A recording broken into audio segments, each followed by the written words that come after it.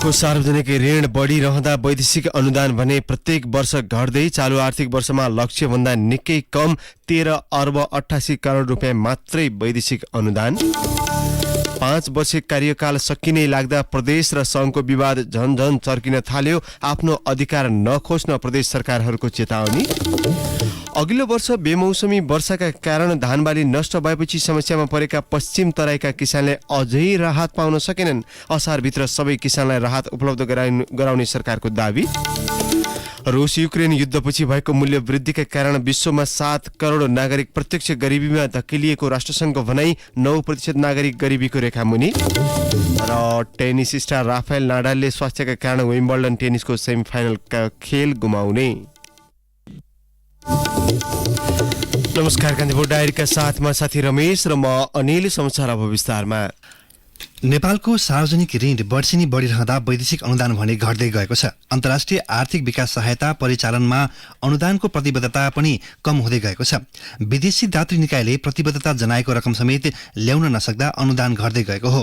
महालेखा नियन्त्रक कार्यालयका अनुसार चालु आर्थिक वर्ष 2078-79 को असार तेस्रो सातासम्ममा वार्षिक लक्ष्यको 23.17% बराबर मात्रै वैदेशिक अनुदान आएको छ। चालु आर्थिक वर्षका लागि विष्णु पौडेलले अध्यादेश मार्फत ल्याएको बजेटमा अनुदानबाट 63 अर्ब 37 करोड स्रोत बेहोरिने उल्लेख थियो। अर्थ सम्बन्धी अध्यादेशहरूलाई प्रतिस्थापन गर्न ल्याइएको विधेयक मार्फत जनार्दन शर्माले त्यसलाई 59 अर्ब 92 करोडमा झार्नुभयो। बजेटको मध्यावधि समीक्षा मार्फत अर्थ मन्त्रालयले चालु आर्थिक वर्षमा प्राप्त हुने वैदेशिक अनुदानको लक्ष्य 9 अर्ब 92 करोड रुपियाँ घटाएर 50 अर्ब कायम गरेको थियो। आगामी आर्थिक वर्षको बजेट प्रस्तुत गर्ने क्रममा चालु वर्षका अनुदान लक्ष्य पुनः संशोधन गरिएको थियो। त्यति बेलाको संशोधित अनुमान अनुसार चालु आर्थिक वर्षमा 24 अर्ब 80 करोड 91 लाख रुपियाँ बराबर अनुदान आउनुपर्ने हो। तर महालेखा नियन्त्रक कार्यालयको तथ्याङ्कले हालसम्मको वास्तविक वैदेशिक अनुदान प्राप्त भने 13 अर्ब 88 करोड 33 लाख देखाउँछ। चालु आर्थिक वर्ष सकिन एक साता जति मात्रै बाँकी छ। यस अवधिमा थप अनुदान आउने सम्भावना देखिँदैन। तर हालसम्म आएको सबै अनुदान महालेखाको प्रणालीमा प्रविष्ट नभएकाले अहिले देखिएको भन्दा तथ्याङ्क बढी हुने अर्थ मन्त्रालयका सहसचिव तथा अन्तर्राष्ट्रिय आर्थिक सहायता समन्वय महाशाखा प्रमुख ईश्वरी प्रसाद अर्याल बताउनुहुन्छ। उहाँले भन्नुभयो, जति हो त्यति आउन सकेन, तर एमसीसी मार्फत आएको लगायत अरू केही अनुदान शीर्षकको विवरण प्रणालीमा राखिएको छैन। त्यो राखेपछि तथ्याङ्क बढ्छ। दातृ निकायबाट नगद शोध भर्ना हुने, सोझै भुक्तानी हुने र वस्तुगत गरेर 4 शीर्षकमा अनुदान आउने गरेको छ। सबै शीर्षकबाट आएको अनुदान महालेखा नियन्त्रक कार्यालयको प्रणालीमा अद्यावधिक छैन। त्यस्तै बजेटमा महत्वाकांक्षी लक्ष्य राखिने र दातृ निकायले प्रतिबद्धता जनाएका कार्यक्रम लागू गर्न नसकिएका कारण पनि तुलनात्मक रूपमा अनुदान कम देखिने अर्यालको भनाइ छ। गत आर्थिक वर्ष 2077-78 मा सरकारको कुल वैदेशिक अनुदान लक्ष्य 60 अर्ब 52 करोड रुपियाँ बराबर थियो। तर सो वर्ष 36 अर्ब 48 करोड 14 लाख रुपियाँ मात्र अनुदान भित्रियो।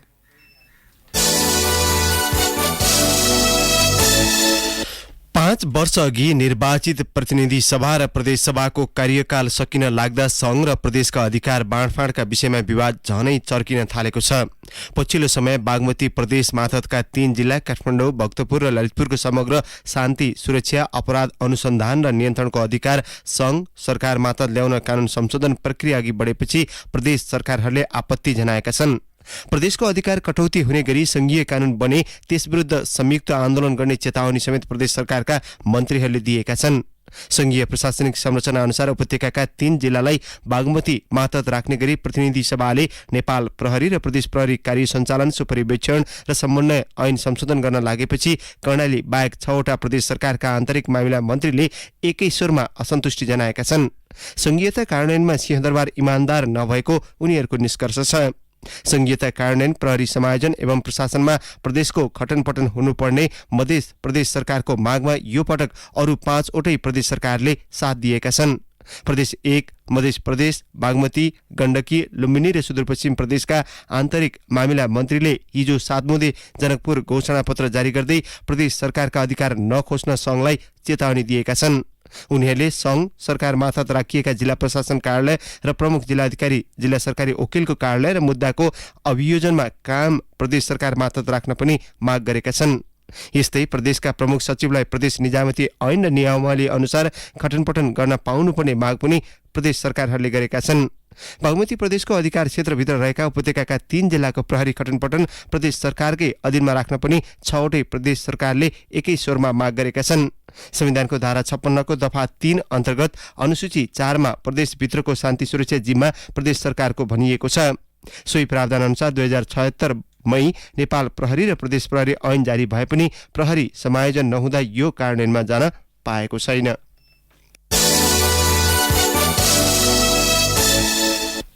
माओवादी केन्द्रको केन्द्रीय समिति बैठक अपूरो स्थायी कमिटी र पोलिट ब्युरो चयन गर्दै सकिएको छ। 8औं राष्ट्रिय महाधिवेशनको संगठनात्मक कार्यदिशालाई लागू गर्न पोलिट ब्युरो, स्थायी कमिटी र पदाधिकारी चयन गरी केन्द्रीय समितिलाई पूर्णता दिने एजेन्डाका साथ बोलाइएको बैठकमा आकांक्षी व्यवस्थापन गर्न नसक्दा वरिष्ठ उपाध्यक्ष बाहेकका पदाधिकारी पनि चयन हुन सकेन। अध्यक्ष पुष्पकमल दाहालले राजनीतिक एवं संगठनात्मक प्रतिवेदनमा पदाधिकारी टुङ्ग्याउने प्रस्ताव गर्नुभएको थियो। 4 दिन चलेको बैठकले पदाधिकारीतर्फ वरिष्ठ उपाध्यक्षमा नारायण काजी श्रेष्ठलाई मनोनयन गरेको छ। वरिष्ठ उपाध्यक्षका लागि कृष्णबहादुर महरा पनि दावेदारमा हुनुहुन्छ, तर उहाँ तेस्रो वरियतासहित उपाध्यक्षमा बस्न राजी हुनुभएको छ। अध्यक्ष दाहालले भन्नुभयो, वरिष्ठ उपाध्यक्षमा नारायण काजीको विकल्प भएन, अन्य पदाधिकारीका लागि भने अझै गृह कार्य गर्नुपर्ने भन्दै थाँती राखेको छ। गत पुसमा महाधिवेशन लगतै केन्द्रीय समिति बैठकले दाहाललाई अध्यक्षमा चयन गरेको थियो। मुख्य गरी महासचिव पदमा सहमति नजुटेपछि केन्द्रीय समितिले अन्य पदाधिकारी टुङ्गो लाग्न नसकेको हो महासचिवमा वर्षमान पुन र जनार्दन शर्माको मुख्य दाबी छ। केन्द्रीय समिति बैठक चलिरहेको बेला अर्थमन्त्रीबाट शर्माको राजीनामा लगायतका राजनीतिक घटनाक्रम भएपछि अध्यक्ष दाहालले पदाधिकारी चयनमा पर्याप्त गृह कार्य गर्न पाउनु भएन। दाहालले हिजोको बैठकमा भन्नुभएको थियो, मसँग सबै पदाधिकारीको सूची छ, नाम वाचन गर्न त सक्छु, तर मलाई भन्न नलगाउनुहोस्। 2-4 दिनमा सबैको अनुहार उज्यालो हुने गरी चयन गर्छु। शर्मामाथि छानबिन गर्न संसदले बनाएको समितिको प्रतिवेदन नआइन्जेल थप पदाधिकारी चयन नगर्ने माओवादी अध्यक्ष दाहालले बताउनु भएको छ।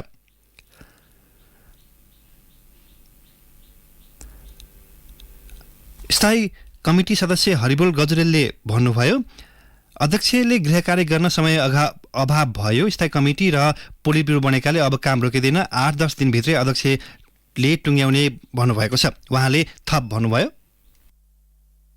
सरकारले निर्णय गरेको एसपीपी सम्झौता नगर्ने भन्ने चाहिँ निर्णय अहिलेसम्म परराष्ट्र मन्त्रालयबाट पत्रचार भएको छैन। अविलम्ब पत्रचार गरियोस्। दोस्रो कुरा, वरिष्ठ उपाध्यक्ष चुनियो नारायण श्रेष्ठ केन्द्रलाई अरू चाहिँ अब अलिकति टाइम लिएर 10-15 दिन पछि गरौँ भनेको त्यही भएर अरू कारणहरू 125 फुल मेम्बर हो पोलिट ब्युरोको होइन पूर्ण सदस्य, अनि चाहिँ 31 चाहिँ वैकल्पिक सदस्य पिबिएम वैकल्पिक पिबिएम त्यो छापन्न भयो। अनि अहिले 15 जना जो नेकपा हुँदाको 15 जना चाहिँ 15 जना सिनियर कमान्डरहरू मात्रै अहिले रहने, अरू चाहिँ अब एक हप्ताभित्र अथवा 15 दिनभित्र अब त्यसलाई पूर्णता भन्ने अध्यक्षले सबै पहिला सिनियर कमान्डरलाई समावेश गरेर पूर्णता दिने भन्ने भएर त्यसमा सहमति भयो। अध्यक्ष दाहालको प्रस्ताव अनुसार वैकल्पिक सहित 156 सदस्यीय पोलिट ब्युरो र 41 सदस्यीय स्थायी कमिटी बनाउने निर्णय भएको छ। यसैबीच सत्तारूढ माओवादी केन्द्रले अमेरिकी स्टेट पार्टनरशिप प्रोग्राम एसपीपी अघि नबढाउन सरकारले गरेको निर्णयबारे पत्रचार नगरिएको भन्दै आपत्ति जनाएको छ। प्रतिनिधि सभाको हिजोको बैठकमा बोल्दै सो पार्टीका प्रमुख सचेतक देव गुरुङले एसपीपी अघि नबढाउने निर्णय र इन्डो पेसिफिक साझेदारीमा सामेल नहुने बारे तत्काल अमेरिकालाई पत्रचार गर्नुपर्ने बताउनु भयो। सरकारले निर्णय गरेको एसपीपी सम्झौता नगर्ने भन्ने चाहिँ निर्णय अहिलेसम्म परराष्ट्र मन्त्रालयबाट पत्रचार भएको छैन। अविलम्ब पत्रचार गरियोस्। दोस्रो कुरा, आइपिएसको मेम्बर चाहिँ 2019 देखि बनिसकेको भन्ने कुरा सार्वजनिक मिडियाहरूबाट आइसकेको छ। अस्ति चाहिँ पूर्व प्रधानमन्त्रीज्यूले पनि भनिसक्नु भएको चाहिँ छ। त्यसकारणले गर्दाखेरि आइपिएसको सदस्य नेपाल बन्न सक्दैन, त्यो कुरा पनि अविलम्ब पत्रचार गरियोस्। यसैबीच माओवादी केन्द्रले एसपीपी सम्झौता अनुमोदनसँगै पारित गरिएको व्याख्यात्मक घोषणाबारे अमेरिकाले जवाफ नदिएसँग सो सम्झौता कार्यान्वयन हुन नसक्ने बताएको छ। संसदमा बोल्दै प्रमुख सचेतक गुरुङले व्याख्यात्मक घोषणामा अमेरिकी पक्षले सहमति जनाउनु पर्नेमा जोड दिनुभयो। सदनबाट एमसीसी पास गर्ने क्रममा शर्तबद्ध रूपमा 12 बुँदे प्रस्ताव चाहिँ घोषणापत्र जारी भएको थियो। त्यो घोषणापत्रको बारेमा अहिलेसम्म अमेरिकाले स्वीकार गरेको छैन। त्यसैले त्यो स्वीकार्य हुने कि नहुने भन्ने कुरा अविलम्ब चाहिँ सरकारले पत्रचार गरियोस्। स्वीकार्य नभएको अवस्थामा एमसीसी परियोजना क्रियान्वयन प्रक्रिया रोकिन्छ। स्वीकार्य भएको अवस्थामा मात्रै एमसीसी प्रक्रिया अगाडि बढ्छ। त्यसकारण यो विषयमा सरकारको ध्यान आकर्षण गराउन चाहन्छु। धन्यवाद। मानव अधिकार उल्लङ्घनका गम्भीर घटनाका दोषीलाई आम माफी नदिने गरी ऐन संशोधन गर्न सर्वोच्च अदालतले आदेश दिएको 8 वर्षपछि सरकारले 23 बमोजिम ऐन संशोधन गर्न लागेको छ। आउने साता विधेयक संसदमा दर्ता गर्ने कानून मन्त्रालयको तयारी छ। मन्त्रालयले 1 महिनासम्म आफूहरूसँग देशव्यापी रूपमा गरेको परामर्शका आधारमा ऐन संशोधन हुने बाचा गरेको द्वन्द्व पीडितहरूले बताएका छन्। मन्त्री गोविन्द प्रसाद शर्मा कोइरालाको अगुवाईमै मन्त्रालयले 7 प्रदेशमा पीडितसँग संक्रमणकालीन न्याय कसरी बढाउनु पर्ला भनी परामर्श गरेको थियो। त्यसपछि काठमाडौँमा सोमबार भएको राष्ट्रिय परामर्शमा पीडित तथा मानवाधिकार कर्मीको भेलाले सरकारलाई सर्वोच्च अदालतको फैसलाले भने बमोजिम नै ऐन संशोधन हुनुपर्ने अडान दोहोर्याएका थिए। आम माफी हुनुपर्ने अडान राख्दै आएको माओवादी सेना र तत्कालीन सरकार सम्बद्ध दलहरूको आनाकानीले ऐन संशोधन हुन सकिरहेको थिएन। राष्ट्रिय परामर्शमा सहभागी अधिवक्ता राजु चापागाई भन्नुहुन्छ, अहिले कानून मन्त्रीले नेताहरूलाई विश्वास लिएरै सर्वोच्चको आदेश अनुसार ऐन संशोधन गर्न लागेको बताउँदै हुनुहुन्छ। तर नेताहरूले यसबारे मुख खोलेका छैनन्। अब संशोधन हुने विधेयकले वास्तविकतालाई चित्रण गर्नेछ। संक्रमणकालीन न्याय निरूपणका लागि बनेको ऐन अन्तर्राष्ट्रिय न्यायको सिद्धान्त अनुसार नभएको भन्दै सर्वोच्चले संशोधन गर्न सरकारलाई 2071 फागुन 14 गते परमादेश गरेको थियो। कान्तिपुर डायरीमा अब ब्रेकको पालो। कान्तिपुर डायरीमा अब कान्तिपुर सविस्तार। कान्तिपुर सविस्तार। कैलाली कञ्चनपुर सहित पश्चिम तराईका जिल्लामा गत असोजमा बेमौसमी वर्षाका कारण अर्बौं रुपियाँ बराबरको धान बाली क्षति भयो। सरकारले किसानको क्षतिपूर्तिका लागि मापदण्ड समेत तयार गरेको छ, तर किसानले क्षतिपूर्ति समयमा पाउन नसकेको गुनासो गरेका छन्। क्षतिपूर्ति पाएका किसानले पनि सरकारबाट कम रकम पाएको गुनासो गरेका छन्। 1 बिघामा लगभग 30 कुन्टल धान फल्छ भने चाहिँ त्यसको आधारमा 15 कुन्टल धानको नोक्सान भएको छ। धान बाली हिसाब गर्दाको 2000 को दरले पनि 30,000 जति नोक्सान भएको। उत्पादन हेर्दाखेरि लागत हेर्दाखेरि साह्रै समस्या छ र किसानलाई जब खाता खोल्न अपडाउन गर्नको लागि भाडा जानु पर्यो, त्यो लागतै उड्दैन, त्यो एकदमै न्यून हो। उनी थिए टिकापुरका किसान भोजराज ढुङ्गाना। उनले लगाएको 10 कट्ठा जग्गाको 15 क्विन्टल धान बाली करिब 30,000 रुपैयाँ बराबरको क्षति भएको छ। समयमै पाउनुपर्ने क्षतिपूर्ति रकम नपाउँदा थप समस्या भएको उनको भनाइ छ। किसानले समयमा क्षतिपूर्ति पाएनन्, तर पाएकोले पनि न्यून मात्रामा पाएको गुनासो गर्छन्। कैलाली भजनीका किसान गंगा चौधरीले भने, मेरो खेतमा त लगभग 2.5 बिघा सबै डुबान थियो। बराबरको क्षति त कहाँ 5,500 मात्रै जम्मा भएको छ। 2.5 बिघामा कम्तीमा त हाम्रो 100 कुन्टल जति फल्छ। 2,000 को दरले 2 लाख रुपैयाँ। कैलाली कञ्चनपुर लगायत पश्चिम नेपालमा 2078 असोज र कार्तिकमा परेको बेमौसमी वर्षाले 11 अर्ब रुपैयाँ बराबरको धान बाली क्षति भएको कृषि तथा पशुपक्षी विकास मन्त्रालयको आकलन छ। क्षतिको विवरण सहितको जानकारी गृह मन्त्रालयमा पठाएको मन्त्रालयका प्रवक्ता प्रकाश कुमार सञ्जेल बताउँछन्। करिब 11 अरबको हाराहारीमा त्यति मूल्य बराबरको चाहिँ धान बालीमा क्षति नष्ट भयो भन्ने कुराहरू गर्यौँ र त्यसको चाहिँ हामीले विभिन्न साना मझौला ठुला किसानहरूलाई त्यसको सर्टेन प्रति बिघा कस्ट लागतको आधारमा कति पाउने भनेर पनि निकाल्यौँ। अहिले 1 अरबको हाराहारीमा निकास भइसकेको छ र यसमा समस्या के भयो भने जुन त्यो हाम्रो मापदण्डले निर्धारण गरेको छ प्रक्रियाहरू, त्यहाँ त्यतिखेर यदि एक्जाजरेटेड विषयहरू आयो, त्यो चाहिँ अब अलिक समय पनि बढी गएको कारणले रोक्ने होला र कहिले यहाँ चाहिँ अलिकति जसको क्षति भएको छ त्योभन्दा बाहिरको विवरण पनि धेरै आयो, त्यसको चाहिँ पुष्टि भएको छैन।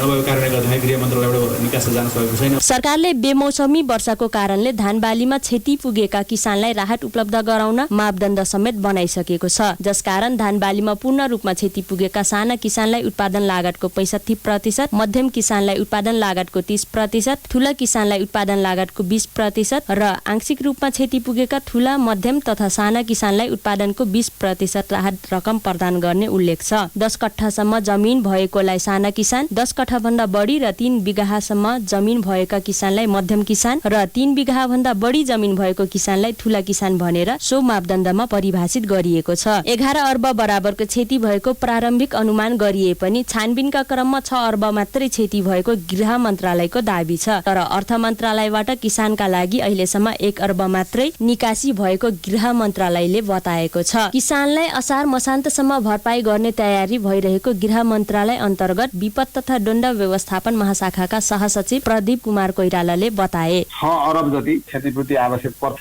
भन्ने हाम्रो प्रारम्भिक आकलन रह्यो। हरेक जिल्लामा चाहिँ जिल्ला विपद व्यवस्थापन समिति हुन्छ प्रमुख जिल्ला अधिकारीको संयोजकत्वमा, र त्यो समितिमा तथ्याङ्कलाई भेरिफाई गर्न पठाइदिन्छन् र जुन जिल्लामा भेरिफाई भयो त्यो जिल्लामा हामीले तथ्याङ्क अध्यावधि गर्यौं र त्यसको आधारमा अर्थ मन्त्रालयमा हामीले माग गर्यौं। 6 अरब माग गर्दाखेरि अर्थ मन्त्रालयबाट तत्कालीन रूपमा हामीलाई 1 अरब प्राप्त भयो र हामीले 1 अरबलाई त्यही भेरिफाई भएका जिल्लाहरूमा त्यही अनुपातमा हामीले रकम पठाइदियौं। भनेको समयमा मल, बिउ बिजन नपाउने र सिँचाइ सुविधा समेत पर्याप्त नपाउँदा हैरान भएका किसानले धानबालीमा भएको क्षति बापत रकम नपाएपछि दुखी बनाएको छ। त्यसैले तोकिएको समयभित्र उनीहरूलाई रकम उपलब्ध गराउनुको विकल्प देखिएको छैन। रेडियो कान्तिपुरका लागि सरिता थारू।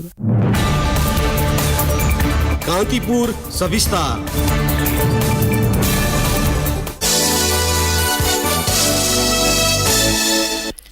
लुम्बिनी प्रदेश सरकारले असारका 22 दिनमा 6 अर्ब 50 करोड रुपियाँ खर्च गरेको छ। लुम्बिनी प्रदेशले दिनमा औसत 29.5 करोड रुपियाँ भन्दा धेरै खर्च गरिरहेको छ, जबकि चालु आर्थिक वर्ष जेठ मसान्तसम्ममा 11 महिनामा प्रदेश सरकारले जम्मा 18 अर्ब 56 करोड 51 लाख 76 हजार रुपियाँ खर्च गरेको थियो। सरकारले चालु वर्षमा पुँजीगततर्फ 22 अर्ब 47 करोड 15 लाख र चालुतर्फ 18 अर्ब 48 करोड 81 लाख रुपियाँ विनियोजन गरेको थियो। चालुतर्फ 45.61% र पुँजीगततर्फ 45.10% बजेट जेठ मसान्तसम्म खर्च भएको हो। असार लागेपछि मन्त्रालयका सबै कामले तीव्रता पाएका छन्। असार 22 सम्म मन्त्रालयले पुँजीगततर्फ 59.9% र चालुतर्फ 63.9% 11 अर्ब 66 करोड 33 लाख 37 हजार रुपियाँ खर्च गरेका छन्।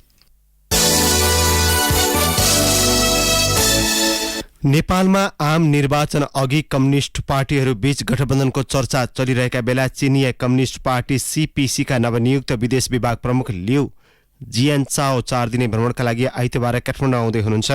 लिउको नेपाल भ्रमणबारे एमाले र माओवादी केन्द्रका नेता तथा सरकारी स्रोतले पुष्टि गरेका छन्। नेपालस्थित चिनिया दूतावासले भने आफूहरूलाई पार्टीका तर्फबाट हुने भ्रमणबारे जानकारी नभएको बताएको छ। नेपालले अमेरिकी अनुदान सम्बन्धी एमसीसी सम्झौता अनुमोदन गरेपछि चीनबाट हुन लागेको यो दोस्रो उच्च तहको भ्रमण हो।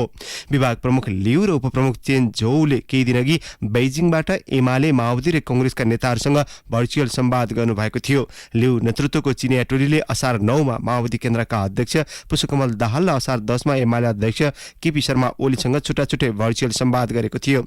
लिउले असार 16 मा कांग्रेसका नेता तथा परराष्ट्र मन्त्री नारायण खड्कासँग पनि द्विपक्षीय भर्चुअल संवाद गर्नुभएको थियो। नेपालमा संसदीय निर्वाचनको घोषणा हुने तयारी भइरहेका बेला उत्तरी छिमेकबाट हुन लागेको भ्रमणलाई अर्थपूर्ण रूपमा हेरिएको छ।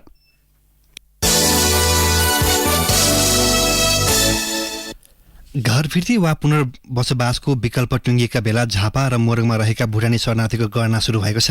गृह मन्त्रालयको निर्देशनअनुसार जिल्ला प्रशासन कार्यालयले शिविर व्यवस्थापन समिति मार्फत दमकको बेलडाँगे शिविरमा जनगणना सुरु गरेको हो। शिविर व्यवस्थापन समितिले विगतमा आफूले पाएको शरणार्थी परिचय पत्रको फोटोकपी, बालबालिकाका हकमा अस्पतालको कार्ड, विद्यालयको प्रमाणपत्र, जन्मदर्ताको कपी वा विगतको गणना कार्डको प्रतिलिपि सहित अहिलेको गणनामा हाजिर हुन सूचना जारी गरेको छ।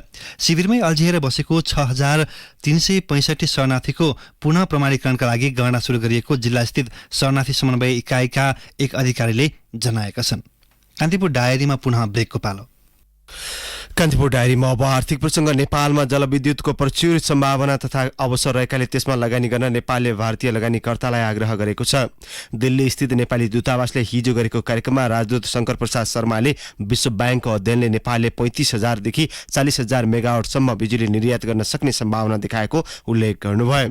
शर्माले भन्नुभयो, भारत र बंगलादेशमा विद्युतको माग पूरा गर्न नेपालको जलविद्युत उपयोगी हुन सक्छ। भारत र बंगलादेशमा वर्षेनी ऊर्जाको आवश्यकता बढ्दै गएको छ। नेपाल त्यसमा सानो भए पनि योगदान गर्न सक्छ। ऊर्जा क्षेत्रमा भारतसँग साझा सहकार्यमा काम गर्न नेपाल सदैव तयार रहेको उहाँले बताउनुभयो। ऊर्जा क्षेत्रमा दुई देशबीच बलियो सहकार्यको आवश्यकतामाथि जोड दिँदै शर्माले यसबाट नेपाल मात्र होइन भारतको अर्थतन्त्रलाई पनि फाइदा पुग्ने दावी गर्नुभयो। कार्यक्रममा नेपाल विद्युत प्राधिकरणका कार्यकारी निर्देशक कुलमान घिसिङले नेपालसँग जलविद्युत उत्पादनको अवसर प्रशस्त रहे पनि खपतको क्षमता नरहेको बताउनुभयो। उहाँले भन्नुभयो, नेपालको बजार सानो छ, हाम्रो उत्पादनको सानो अंश मात्रै हामीलाई चाहिन्छ। हाम्रो जलविद्युतको बजार भारत र बंगलादेश हो। भारतमा थोरै बिजुली निर्यात थालिसकेको र बङ्गलादेश निर्यातको कोसिसमा आफूहरू लागि परेको किसिङले बताउनुभयो। राष्ट्रिय गौरवको आयोजना गल्छी त्रिशुली मैलुङ स्यापुरबेसी रसुवागढी सडक खण्डको स्तरोन्नतिमा ढिलाइ भएको छ। सडकलाई 3 खण्डमा विभाजन गरी स्तरोन्नतिको काम भइरहेको छ। स्तरोन्नति सुरु भएको 5.5 वर्षमा समग्र आयोजनाको 50% मात्र काम सम्पन्न भएको छ। अब पहिलो खण्ड अन्तर्गतको गल्छी त्रिशुली मैलुङ सडकमा अहिले स्तरोन्नतिको काम भइरहेको छ। पहिलो खण्डमा स्तरोन्नति गर्ने काम 2073 कार्तिक 7 गतेबाट सुरु भएको हो। गल्छीदेखि मैलुङसम्मको 46 किलोमिटर लामो सडकमध्ये 29 किलोमिटर सडक कालोपत्री भएको छ। बाँकी सडक फराकिलो बनाउने, तारजाली, टेवा पर्खाल तथा नाली निर्माणको काम भइरहेको छ। स्तरोन्नति सुरु भएको 2 वर्षमा सम्पन्न हुनुपर्ने पहिलो सडक खण्डमा अहिलेसम्म 75% काम मात्र सम्पन्न भएको आयोजनाले जनाएको छ। यो सडक खण्डमा स्तरोन्नति गर्ने काम ढिला हुँदा ठेक्काको म्याद पटक पटक थप गरिएको छ। कान्तिपुर डायरीमा अब अन्तर्राष्ट्रिय प्रसङ्ग। युक्रेनमा रुसले हस्तक्षेप गरेपछि सुरु भएको खाद्यान्न र इन्धनको मूल्य वृद्धिले विश्वका 7 करोड 10 लाख मानिस गरिबीको सामना गर्न बाध्य भएको राष्ट्रसङ्घीय विकास कार्यक्रम UNDP ले जनाएको छ। 159 मुलुकमा भएको चरम मूल्य वृद्धिले जनजीवन निकै कष्टकर बनाइरहेको UNDP को प्रतिवेदनमा उल्लेख छ। विकासोन्मुख र विकासशील मुलुकमा जीवन झनै कष्टकर रहेको प्रतिवेदनमा उल्लेखिएको छ।